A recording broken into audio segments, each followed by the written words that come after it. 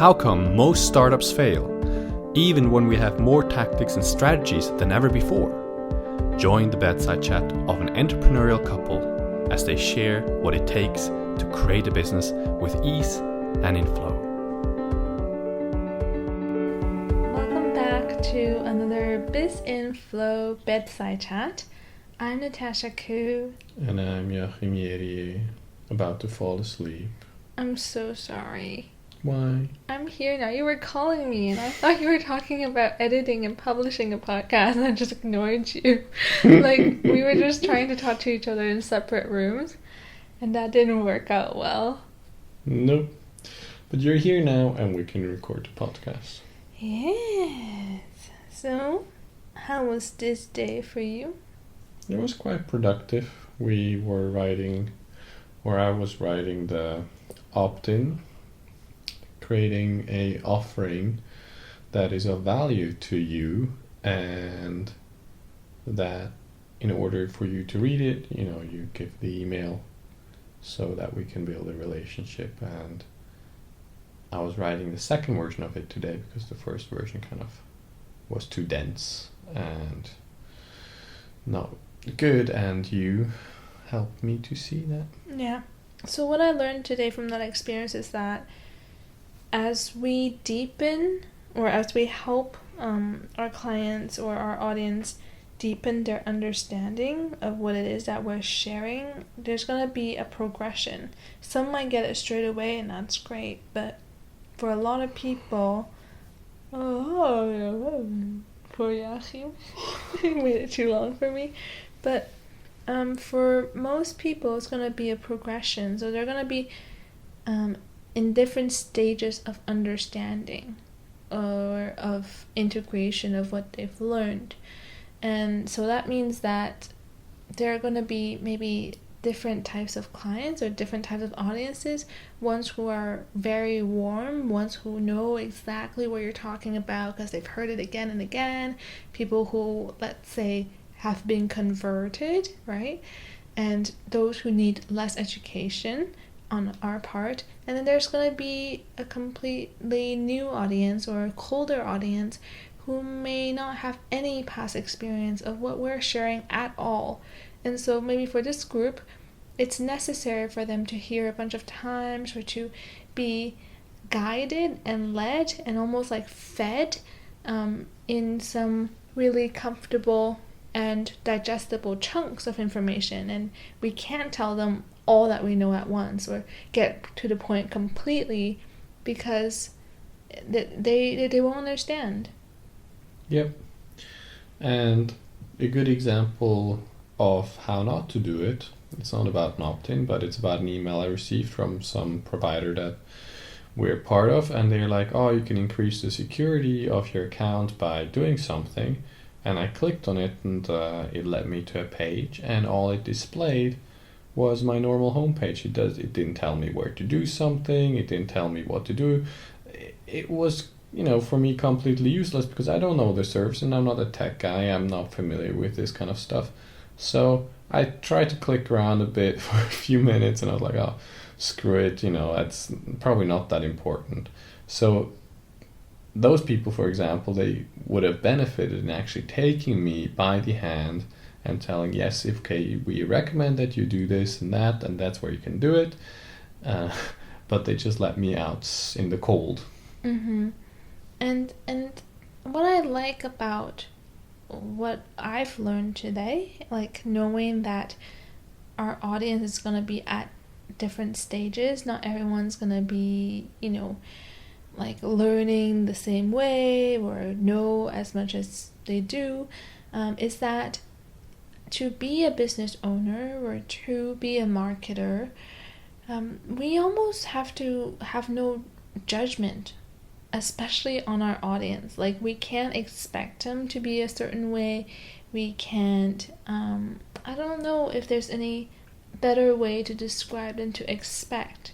Yeah, well, I think we can look at not just what not to do, like to expect, but we can actually go the opposite way, which is we have to listen. We have to listen, and that's something that's so underrated by people because they're busy to try getting heard. Well, why should people listen to you in the first place? They're only going to listen to you if you have something of relevance to share to the people. And that's why you have to learn to listen to your audience so you can serve them better.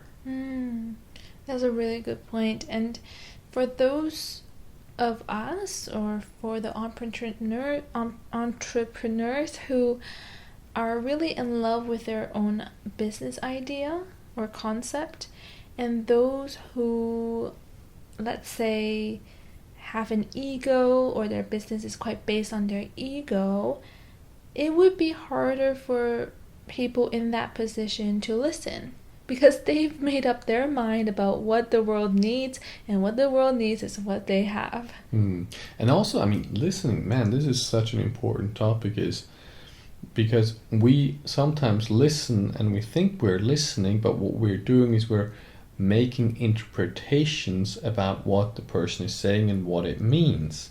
We're not actually listening and trying to understand and see the world through the lenses of our target audience, and that's where we then screw up and get lost. Why do you think that most people, let's say, don't actually listen, but they're like looking for what they can add on to, what they can disagree with? They're looking for what the person would say that's actually in alignment with their worldview. So they're kind of like listening in order to do something with it, right? Like if they're listening for a personal reason.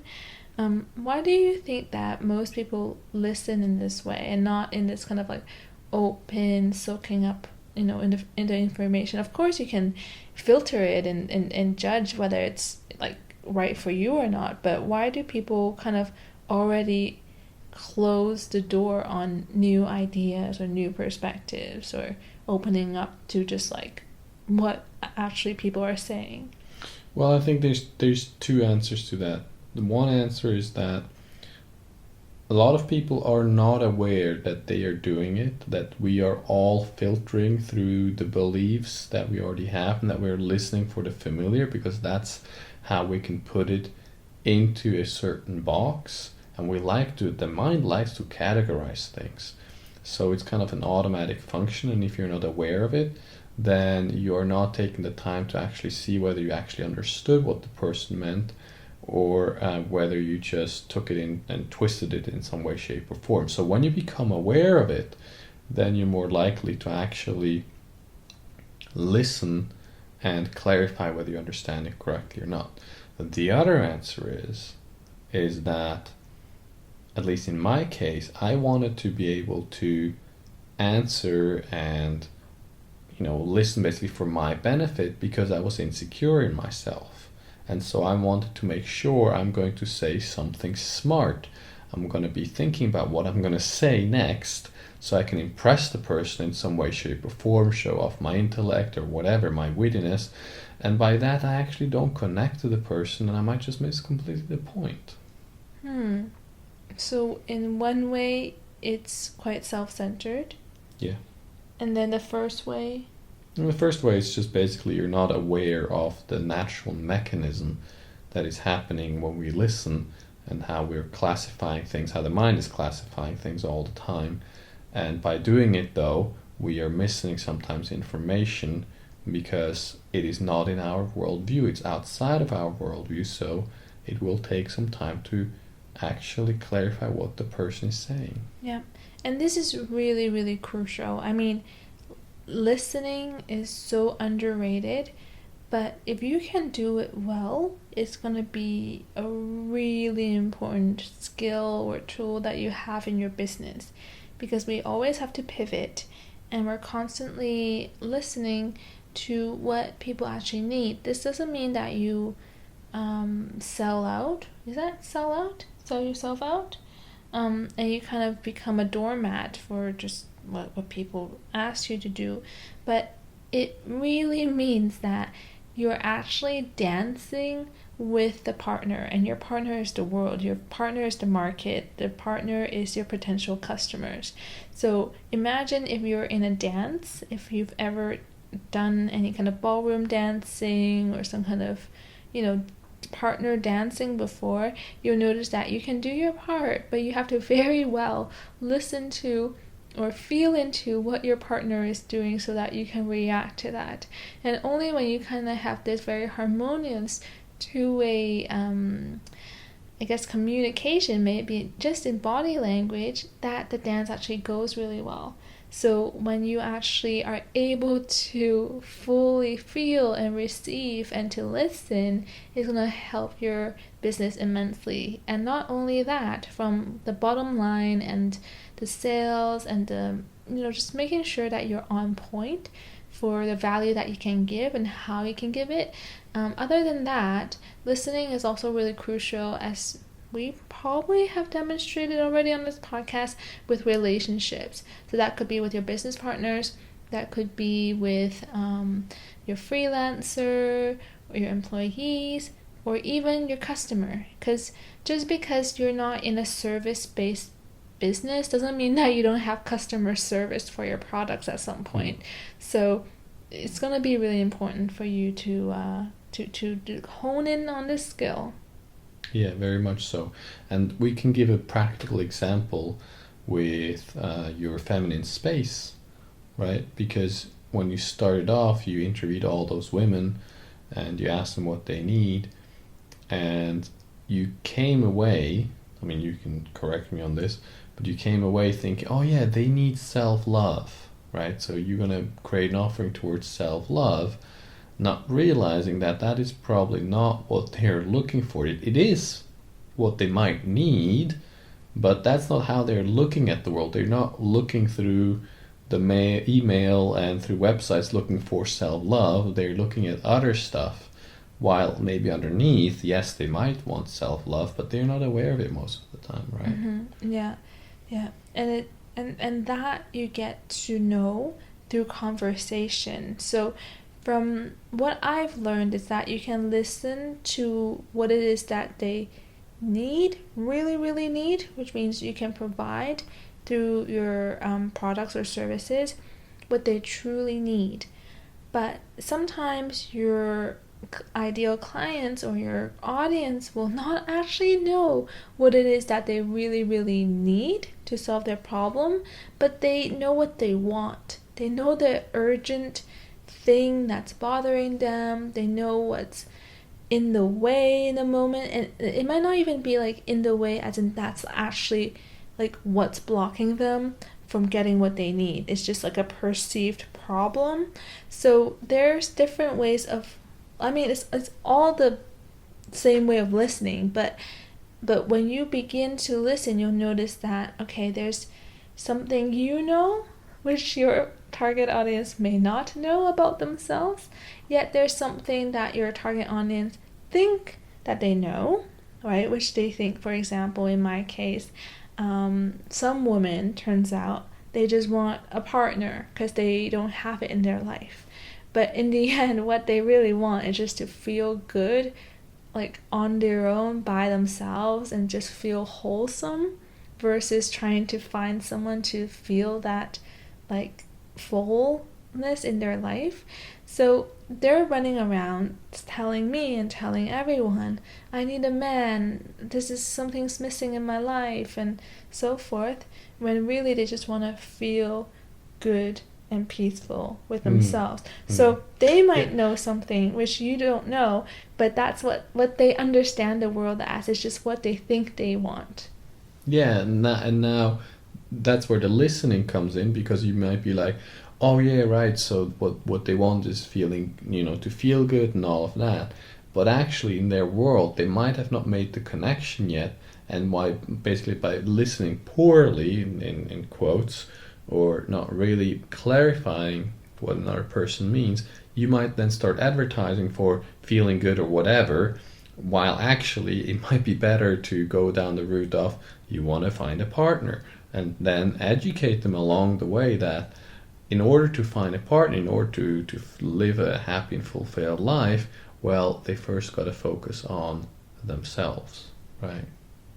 And here's another thing that comes with listening is you don't listen once you continue to listen, because we think, okay, we understand it now, we got it and whatever, but we just have one view now, and when we think we got it, we shut down, and we shut down our explorations, while when we know, well, this is the current stage and there is probably more that we can understand more nuances of our target audience, then we stay and remain open to keep listening, and with that we can create better offerings, we can create better marketing material that actually really speaks to that person's heart. Mm-hmm. And I see this as how one should actually live their life. It's not really just about business, because if you're really looking to grow as a person, then you're taking every single thing that life gives you, every single situation, may it even be a conflict or a disagreement or something not so nice, you're constantly growing from that, and you see that as an opportunity to see more, to learn more, and to integrate something new, right? And to find more of yourself in everyday life. At least that's how I like to live my life, and I know Jachym's a very, very courageous man in that he really seeks the lesson in even like the worst situations in quotes, air quotes. But when it comes to business, I think it's the same idea, where with every single feedback, with every single new situation, you can learn from that. But it's a matter of, are you willing to see beyond what you know right now? And are you willing to listen and just find out more about how it can help you grow? And in this case, in business, it's how it can help your business grow. And that also requires you to stay mentally flexible and not become attached to the ideas of how your business should look like, or what your offerings should look like, or any of that. Because if you become attached, then you're going to start filtering and getting much more, instead of just seeing, oh, okay, so maybe that wasn't the best idea I had, I need to pivot a bit, because that's going to be of much more value to the person. Yeah. And I think this is the reason why we've gone to retreats, we've gone to cleanses, we've hired coaches, and we've worked so much on ourselves. And why our business really right now is quite in flow is because we see that parallel, like how we live our lives, how we see ourselves is transferable directly into business. There really isn't that much of a difference.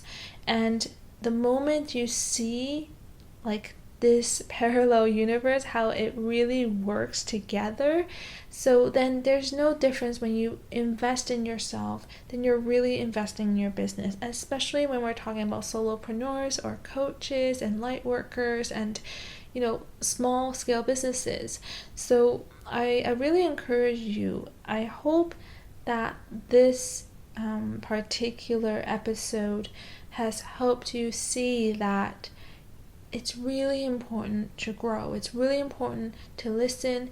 It's really important to lead your business from a place that's not from the ego, that's not just from attachment to your idea, because that's the starting point. Like, we listen to ourselves first, yes, to start a business because we had an inspiration, we had an idea, and we're going for it. But then we really gotta dance with the world. We really gotta dance with the universe. We gotta dance with our partner or your audience. If you don't, you're gonna be the only one there dancing by yourself on the dance floor, and it's awkward, and you won't have a partner, and there's no dance anymore. And that's called no money. That's called friggin' bankruptcy. That's called no friggin' business when you're dancing on your own. Like, our businesses do not exist in a vacuum of our ideal world, our ego world of how things should be, and my way is the highway. It doesn't work like that. So I really hope that we've, showed you enough of the goodness that can come when you really grow from within you, and how that can impact your business. Just to give you a quick short example of myself before we wrap it up. If you would have come and approached me and told me, okay, so you want to do this coaching stuff or hypnosis stuff back then, yeah, okay, you need to have, go on this self-evolution and growth journey before you can, do what I'm doing now, I would have been like, yeah, just tell me how to grow my business, So that's what I was looking for.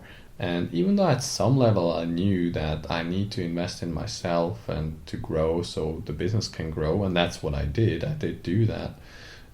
It was always, especially at the beginning, was just kind of related to, I'll do it so I can have more money. So what my interest was to grow the business. And if someone wouldn't have included that in their sales pitch, for basically, then I wouldn't have been interested in their offering as much. And that's just, again, to show how important it is to understand where a person is at so that you can speak to what matters to them. Mm-hmm. So I want to ask you today, what matters to you? Yes, the business matters, but how do you want to go about doing that? And whether you're in a place right now where you can let go of those attachments to your ideas, to the ego, to what you think is right, but to open yourself up to that dance with the world, with life, so that your business can actually grow to its full potential.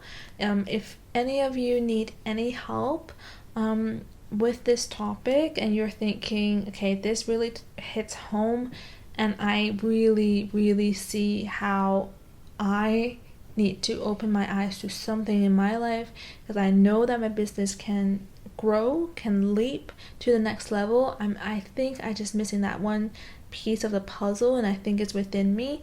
If that's clicking for you, really, really good for you, then please let's have a conversation. Just head over to bizinflow.com, and yeah, we would like to offer a free call to those of you who are like, I'm at that point, help me get to the next level, let's break through, right? Let's start dancing with the universe, let's start dancing with the world, let's get this business off the ground. Then just hit us up on our website and we'd love to support you. Awesome. Good night. I think Jachym says awesome that we get to meet you. But anyways, I really look forward to speaking to those of you who are ready to take this step, and yeah, it's gonna be an amazing journey. So talk to you tomorrow, and thanks for joining us this evening. Goodbye. Good night. Time for bed.